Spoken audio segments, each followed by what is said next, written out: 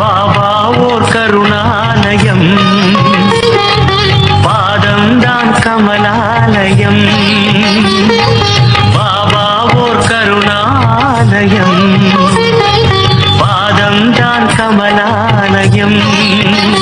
சாயப்பா உறவுகள் அனைவருக்கும் வணக்கம். சாயப்பா மேல் நம்பிக்கை வைத்து அவரை நினைத்துக் கொண்டிருக்கும் உங்கள் அனைவரின் வேண்டுதலையும் சாயப்பா நிறைவேற்றுவார். நல்லதையே நினைப்போம், நல்லதே நடக்கும். என்றும் சாயப்பாவின் அருள் உங்களுக்கு இருக்கும். நம் மனதிற்கு இதமான சாயப்பாவின் இன்றைய அருள்மொழியை கேட்போமா? அன்பு குழந்தையே, எது உன்னை நிதானத்தில் இருந்து தடுமாற செய்கிறதோ, எது உன்னை நிலை தடுமாறி போக வைத்ததோ, எதையும் பகிர்ந்து கொள்ள முடியாமல் எது உன்னை தடுக்க நினைத்ததோ, இதுவரை நீ அனுபவித்து வந்த கசப்பான அனுபவங்கள் மறையப் போகிறது. நீ எதிர்பார்த்து கொண்டிருப்பது உன்னை தேடி வரப்போகிறது. உனது பாரங்கள் அத்தனையும் விலகப் போகிறது. நீ கண்ட கனவு பலிக்கும். நான் உன்னுடன் இருக்கும் போது கடுகளவு கூட பயப்படாமல் இரு. நான் இருக்கிறேன், நம்பிக்கையோடு இரு. வாழ்க்கையில் ஜெயித்திட முயற்சிகளும் உழைப்புகளும் மிக அவசியம். நானும் உழைக்கிறேன், முயற்சிக்கிறேன், பிறகு ஏன் என்னால் வெற்றி என்னும் கிரீடத்தை சூட முடியவில்லை என்று தானே கேட்கிறாய்? உன் உழைப்பும் முயற்சியும் உண்மைதான். ஆனால் வெற்றி என்ற பூவை பறிக்க சில முட்களிடம் நீ காயப்பட வேண்டும்.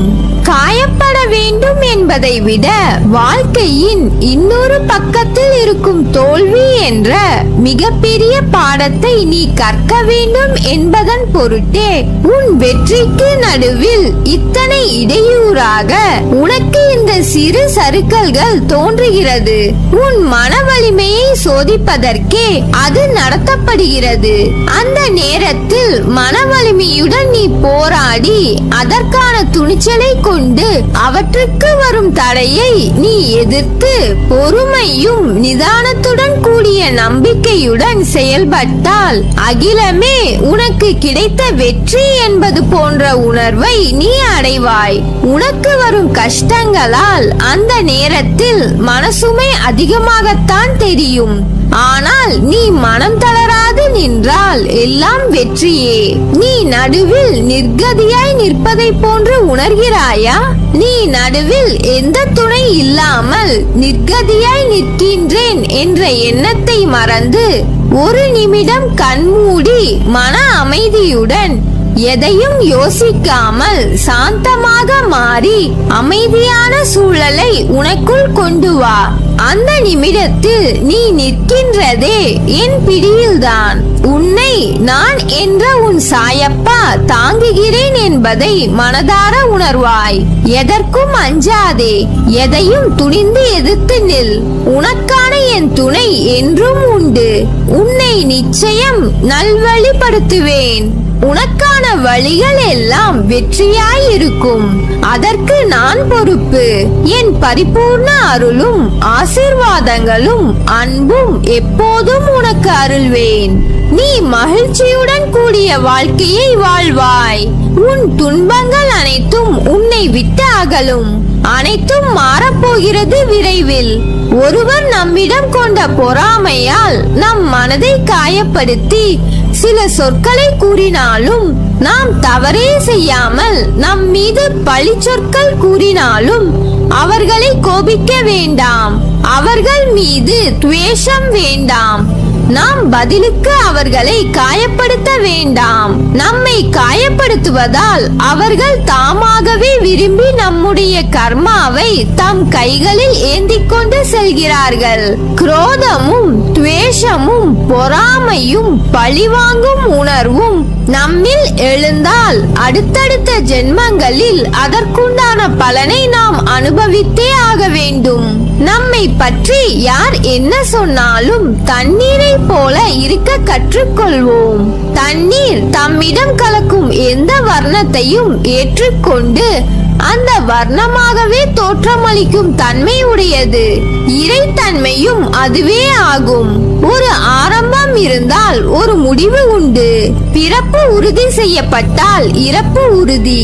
இது போல நமக்கு கிடைத்த இந்த மானிட பிறவியை மகிழ்ச்சியோடு பொறுமையோடு வாழ வேண்டும். நாம் செய்கின்ற செயல்கள் நாளை சரித்திரம் படைக்க வேண்டும். எந்த ஒரு காரியத்தையும் தொடங்கும் முன் என்னை நினைத்து தொடங்கு, என் நாமத்தை உச்சரி, அதை நான் சுமூகமாக முடித்து வைப்பேன். இந்த மனித படைப்புகள் அனைத்தும் அற்புதமானவை. கலங்காதே.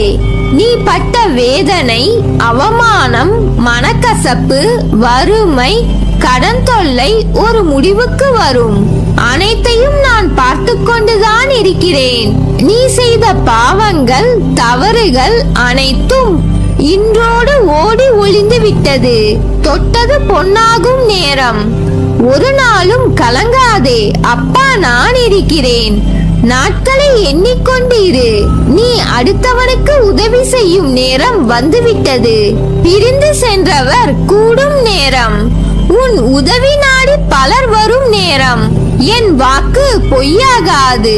பெரும் செல்வந்தராக போகிறாய். காத்திரு, கலங்காதே, மகிழ்ச்சியாக இரு. வாழ்க்கையில் நாம் போகின்ற பாதையில் தடங்கள் வராமல் இருந்தால் நீ சரியான பாதையில் போகவில்லை என்ற அர்த்தம். பாதையில் வரும் தடங்கள் தான் உன்னை முன்னேற வைக்கும். முன்னேற்றத்திற்கு வழிவரும் தடங்கள் தான் உன்னை நகர்த்தி பார்க்கும் தோல்வி. அந்த தோல்வி உன்னை தாழ்த்தவோ வீசவோ அல்ல. இந்த நிலையில் இருந்து உச்சாணி உயரத்தை தொட. நீ என்றும் பழுத்த காயாகவோ கனியாகவோ பட்டு போய் விழமாட்டாய். நீ கீழே விழுவது வீழ்ச்சி அல்ல. விதையாய் கீழே உன்னை நான் தூவுகிறேன். அப்படி தூவிய விதையான உன்னை வரலாறு காணாத உயரத்தில் உயர்த்த எடுக்கும் புது முயற்சிகள். அவை உனக்கு புதியது. அதனால் அவைகள் உன்னை தள்ளாட வைக்கும். ஒரு விதை மண்ணில் விழுந்து சிறிது காலம் தன் வளர்ச்சிக்கு வெளியில் தான் இருப்பதை காட்டிக்கொள்ளாது. பிறகு செடியாய் மரமாய் வளரும். அப்படி தன் வளர்ச்சியை காண்பிக்க முதலில் தன் இருப்பிடத்தை பலமாக்கிக் கொள்ளும். அப்போது அது எதிர்நோக்கும் பிரச்சனைகள் நிறைய. அதை போலத்தான் நீயும் இருக்கிறாய். நீ விழுந்து இருக்கலாம், ஆனால் அதை தோல்வி என்று கருதாதே. எழுந்து வானமாய் படர்ந்து நிற்கும் அளவிற்கு உயரப் போகிறாய். அதற்கு தான் இந்த சறுக்கல். சறுக்கல் என்பது கீழே விழ அல்ல, மேலே உயர்ந்து செல்ல. உன்னை விதையாய் உன் வாழ்க்கையில் புதிய பாதையில் உன்னை தூவி உள்ளேன். சிறிது கடினமாக இருந்த வழிகள் அது உனக்கு உணர்த்தும் பாடமாக இருக்கும். ஆனால் நிச்சயம் நீ உயர்வாய்.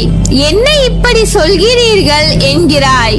நான் சொல்வது கால நேரம் பார்த்து சொல்கின்ற சொல் அல்ல, எந்த காலத்தில் நடக்கும் என்ற சொல். எதிர்காலத்தில் உன் காலம் என்று சொல்லப்படும் அளவிற்கு நடக்கும். அதற்கு மறைமுகமாக நான் சொல்லும் சொல். எதிர்காலம் கொஞ்சம் தூரம்தான், அதனால் தான் தாமதமாகிறது என்று நினைக்கிறாய். ஆனால் அது தாமதம் இல்லை. உன்னை நீ தயாராக்கிக் கொள்ளும் காலம் இது. வெற்றிக்கான காலம் வந்துவிட்டது. இதில் நிச்சயம் நீ ஜெயிப்பாய்.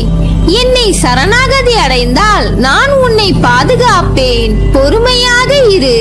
அப்பா நான் இருக்கிறேன். நிழலாக என்றும் உனக்காக. நீ செல்லும் இடமெல்லாம் நல்லதே நடக்கும்.